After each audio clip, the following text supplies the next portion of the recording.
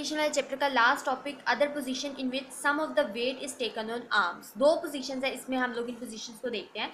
सबसे पहले crouch sitting position है। क्राउच सिटिंग पोजीशन में क्राउच में हम लोगों ने 12 ये बात पढ़ी है कि हमारी इसमें जो है वो हिप्स भी फ्लेक्स्ड होती हैं और नी भी फ्लेक्स्ड होती हैं। ठीक है, तो वो कहते हैं कि hips and knees are completely bend. Hand जो है वो क्या करते हैं, फ्लोर के ऊपर रेस्ट करते हैं।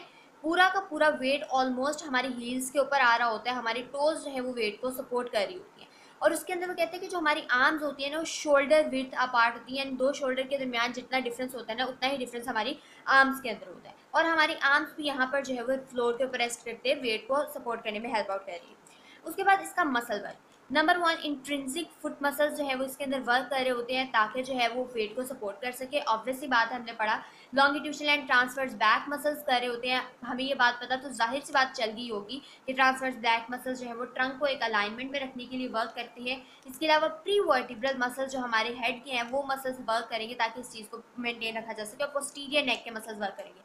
इस पोजीशन में आप क्लियरली देख सकते हैं कि हमारा जो वेट है ना वो कहीं ना कहीं हमारे हेड के ऊपर ज़रूर आएगा, ज़रूर हमारे हेड को जो है ये वेट इन्फ्लुएंस करेगा। ठीक है, अब यहाँ पर एक और बात हमने याद रखनी है, हमारा एक बहुत इंपॉर्टेंट मसल होता है सेरेटस एंटीरियर मसल, जो कि अपर लिंग के पेक्टोरल रीजन का जो है वो एक मसल है।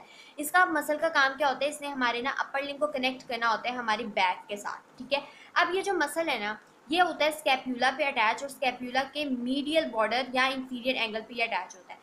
अब होता क्या है कि जब हम इस मसल का काम क्या होता है, इसे स्कैप्यूला को अपवर्डली रोटेट कराना होता है और स्कैप्यूला को फिक्सेट करना होता है, उसकी स्टेबलाइजेशन करानी होती है। तो वो कहता है कि अगर आपने हैंड में कोई एडिशनल वेट उठाया हुआ है, कोई एडिशनल वेट आप बियर कर रहे हैं, तो उस दौरान serratus anterior muscle help out करेगा आपकी स्कैप्यूला को फिक्सेट करने में, स्कैप्यूला को स्टेबलाइज करने में। ठीक है, स्कैप्यूला को मूवमेंट को मेंटेन वगैरह करने में आपका जो है वो सेरेटस एंटीरियर मसल जो है वो काम करेगा।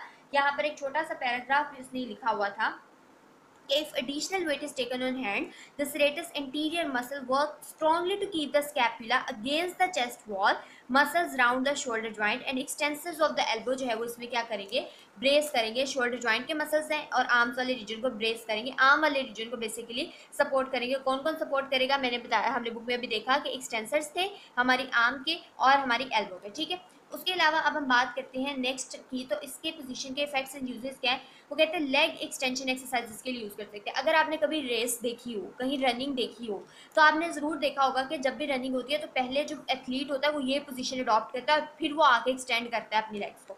तो वो कहते हैं लेग एक्सटेंशन और स्ट्रेचिंग एक्सरसाइजेस के लिए इसको यूज़ कर सकते हैं। और correct landing from the high jump, और जब हाई जंप से नीचे इंसान लैंड करता है तो भी यही पोजीशन होती है। तो उसको ट्रेन करने के लिए कि आपने किस तरह सही तरह लैंड करना है, तो ये पोजीशन जो है वो उसके अंदर ज़रूर हेल्पफुल होती है। ठीक है, और उसके अलावा चिल्ड्रन इस पोजीशन को ज़्यादा कंफर्टेबल समझते हैं और उसके लिए जो है उसको बनी जंप पोजीशन भी जो है वो कहा जाता है। ठीक है, पोजीशन है that is prone falling position.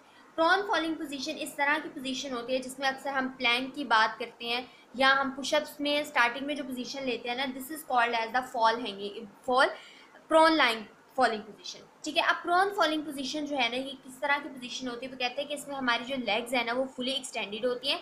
Legs के साथ साथ हमारी नीज भी जो है वो इसमें एक्सटेंडेड होती हैं और ऑलमोस्ट सारा का सारा वेट जो है वो हमारे हैंड्स के ऊपर आ रहा होता है। ठीक है, तो इसके अलावा यहाँ पर देखिए ट्रंक और हमारी सारी चीज़ें अलाइनमेंट में है। एक बात हमने यहाँ पर याद रखनी है कि हमारे यहाँ पर एल्बो जॉइंट पे भी एक्सटेंशन हो रही है, और चूंकि ये पोजीशन बहुत ज़्यादा आर्म्स को रिक्वायर कर रही है, आर्म्स के ऊपर सारा वेट आ रहा है, तो इस पोजीशन में आर्म्स को ज़्यादा वर्क करना पड़ेगा। जो सारी चीज़ें थी वो मैंने आपको बता दी। ठीक है, नेक्स्ट अब वो हमें बताता है कि कौन कौन से मसल्स वर्क करते हैं।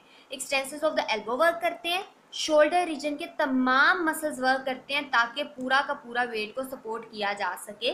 सेरेटस एंटीरियर मसल जो है वो स्कैप्यूला को चेस्ट वॉल के अगेंस्ट फर्मली होल्ड करता है, और मैंने आपको पिछले पार्ट में क्राउच सिटिंग पोजीशन में ये चीज़ बताई भी थी कि सेरेटस एंटीरियर एक्चुअली काम क्या करता है।